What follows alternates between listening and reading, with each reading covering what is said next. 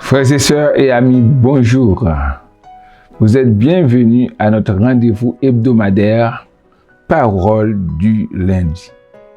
Cette parole se trouve aujourd'hui, cette semaine, dans Psaume 116, le verset 15. Elle a du prix aux yeux de Dieu, aux yeux de l'Éternel, la mort de ceux qu'il aime. La mort, c'est un épouvantail. Depuis que Dieu a décrété que l'homme doit mourir à cause du péché, à cause de la désobéissance à sa parole, l'homme craint la mort. L'homme a peur de mourir.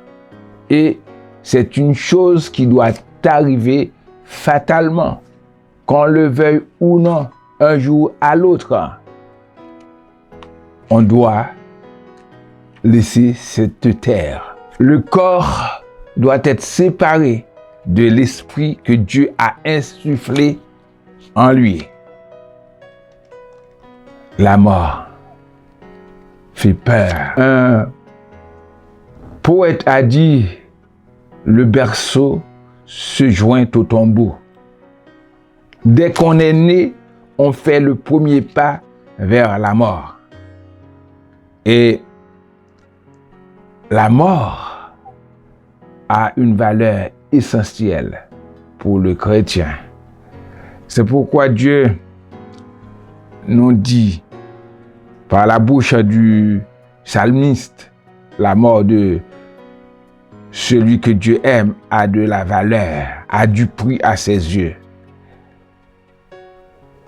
Parce que quand on meurt, on laisse cette terre pour entrer dans le repos de Dieu, en attendant le retour de Christ, pour être ressuscité, pour aller le rencontrer dans les airs.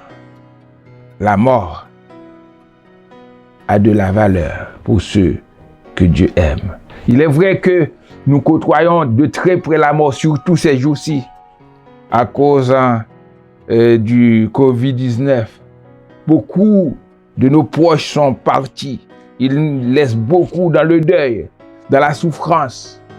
On n'arrive pas à juguler ce phénomène, la mort. Mais quand on est un favori du Seigneur, un favori de Dieu, sa mort a de la valeur. Pourquoi? Parce que l'Éternel veille attentivement sur notre vie, sur la vie de ses enfants. Il contrôle toutes les circonstances et particulièrement notre mort. Troisièmement, nous devons comprendre que même à l'heure de la mort, Dieu est avec nous. C'est ce qui est dit dans le psaume 23. Quand on traverse la vallée de l'ombre de la mort, il est toujours avec nous, même si c'est symbolique.